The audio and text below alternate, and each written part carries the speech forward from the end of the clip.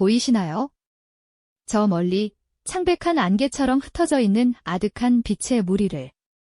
우리는 그것을 안드로메다라 부릅니다. 지금 이 순간에도 그 거대한 세계는 우리를 향해 걸어오고 있습니다. 서두르지 않지만 단 한순간도 멈춘 적 없는 정직한 발걸음으로. 수십억 년이라는 영겁의 시간을 가로질러 오직 우리와 하나가 되기 위해 다가오는 저 이웃의 진심을 느껴보세요. 지금 당신이 어떤 하루를 보내셨든 상관없습니다. 무거운 어깨를 내려놓고 눈을 살며시 감아보세요. 깊게 숨을 들이쉬고 천천히 내쉬세요. 그 호흡 하나가 지금 이 순간 당신과 우주를 잇는 가느다란 실이 됩니다. 우리는 지금부터 함께 아주 먼 곳으로 여행을 떠날 것입니다. 몸은 이곳에 있어도 괜찮습니다. 마음만 살며시 밤하늘 저편으로 띄워보내주세요. 밤하늘을 올려다본 적이 있으신가요? 맨눈으로는 그저 희미한 빛의 얼룩처럼 보이는 저 안드로메다 은하는 사실 우리 은하인 은하수와 거의 쌍둥이처럼 닮아 있습니다. 수천억 개의 별들이 중력이라는 보이지 않는 손에 이끌려 하나의 거대한 원반을 이루고 있는 세계. 그 직경만 해도 22만 광년에 달하는 장엄한 존재입니다. 그런데 그 존재가 지금 이 순간에도 우리를 향해 오고 있습니다. 단 한 번도 그 걸음을 멈추지 않고 우리는 가끔 무언가를 기다리다 지칩니다. 사랑이 오기를, 기회가 열리기를, 상처가 아물기를. 그리고 아무것도 변하지 않는 것 같은 어떤 밤에는 이 모든 기다림이 헛된 것이 아닐까 하는 의심에 사로잡히기도 합니다. 하지만 우주는 그 의심에 아무 말 없이 그저 자신의 걸음으로 답합니다. 서두르지 않아도 멈추지 않으면 반드시 닿는다고. 그렇게 오늘도 안드로메다는 걸어오고 있습니다. 천문학자들이 밝혀낸 사실은 우리의 마음을 한동안 멈추게 합니다. 지금 이 순간 안드로메다는 우리 은하를 향해 시속 40만 킬로미터의 속도로 접근하고 있습니다. 서울에서 부산까지 불과 1초도 안 되는 시간에 주파하는 속도입니다.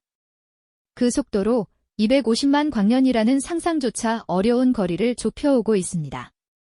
빛이 250만 년을 달려야 겨우 닿을 수 있는 그 거리가 지금 이 순간에도 조금씩 가까워지고 있습니다. 우리 삶에도 그런 것들이 있습니다. 아직 도착하지 않은 것들. 이미 우리를 향해 출발했지만 그 거리가 너무 멀어 보이지 않는 것들. 치유가 그렇고, 성장이 그렇고, 어떤 인연이 그렇습니다.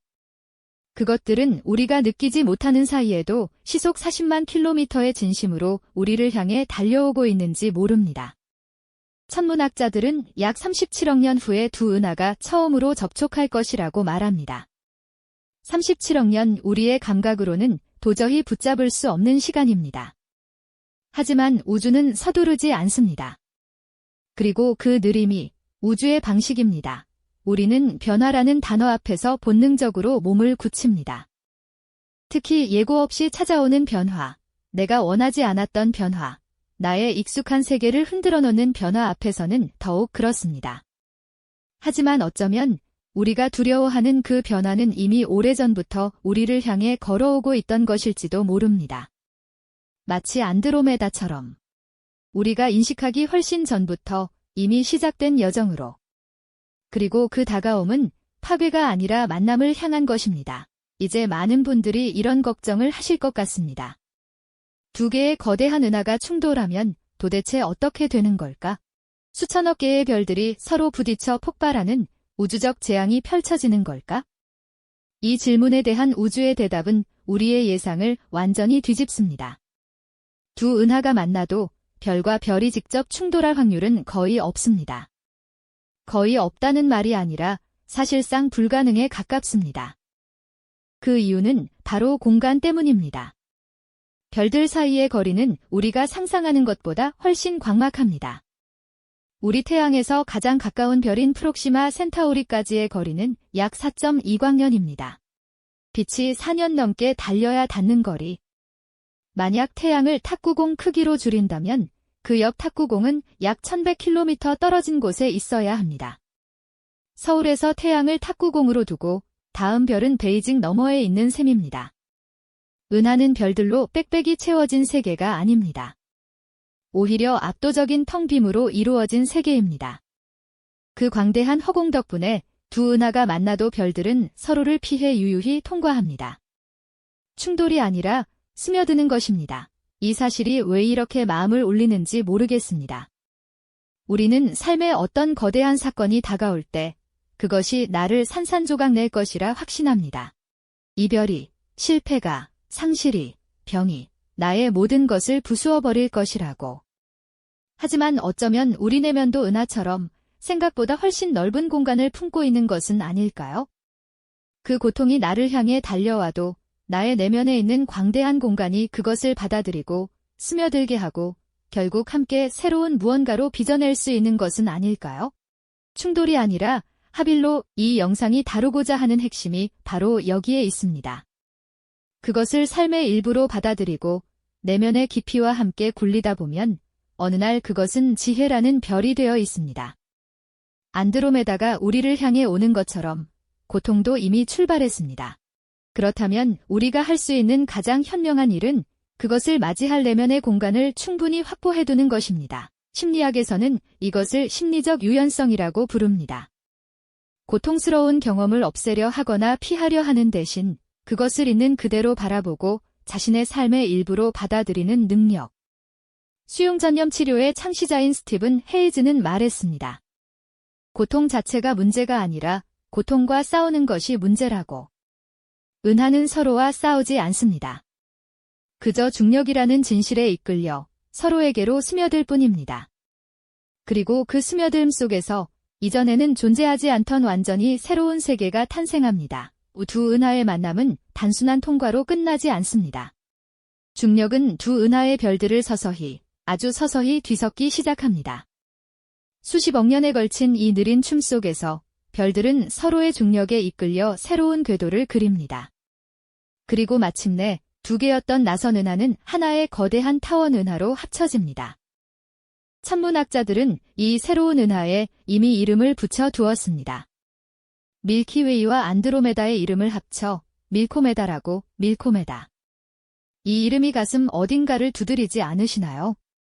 두 개의 거대한 존재가 수십억 년에 걸쳐 서로에게 다가가고 스며들고 마침내 하나가 된 끝에 얻는 이름. 그것은 이전의 어느 것도 아닌 완전히 새로운 존재의 이름입니다. 우리의 상처도, 우리의 실패도, 우리의 고통도 그것이 우리의 내면과 충분한 시간을 두고 만날 때 밀코메다처럼 전혀 새로운 무언가로 다시 태어날 수 있습니다. 그것을 우리는 지혜라고 부르기도 하고 성숙이라고 부르기도 하고 혹은 그냥 살아낸 사람이라고 부르기도 합니다. 뇌과학은 이 과정을 괴상 후 성장이라는 개념으로 설명합니다. 테데스키와 카룬이 제안한 이 개념은 극심한 고통과 역경을 경험한 이후에 오히려 이전보다 더 깊은 심리적 성장이 일어날 수 있다는 것을 말합니다. 삶의 위기는 우리의 기존 세계관을 뒤흔들고 그 균열 사이로 새로운 이해와 가치관이 자라납니다. 마치 두 은하의 만남이 새로운 별의 탄생을 촉진하듯이 충돌처럼 보이는 것이 사실은 창조의 시작인 셈입니다. 그래서 다가오는 것을 두려워하지 마세요.